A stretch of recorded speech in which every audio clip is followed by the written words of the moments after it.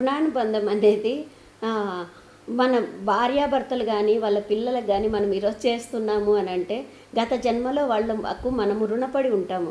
అందుకోసము ఆ రుణం తీర్చుకోవడానికే వాళ్ళు మన పిల్లలుగా అలా పుడతారనమాట. సో, అనుకుంటుంటారనమాట.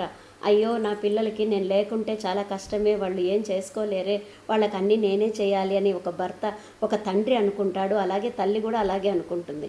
కానీ ఆ పిల్లాడు ఏం లేదు, ప్రశాంతంగా ఉంటాడనమాట. నువ్వు ఉంటేనే వాళ్ళకి బీపీ, నువ్వు లేకుంటే హ్యాపీ అన్నట్లుగా.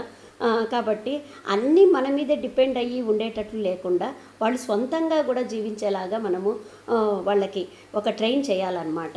అలాగే దీని మీదనే ఒకటి సాంగ్ కూడా పాడాలనుకుంటున్నాను.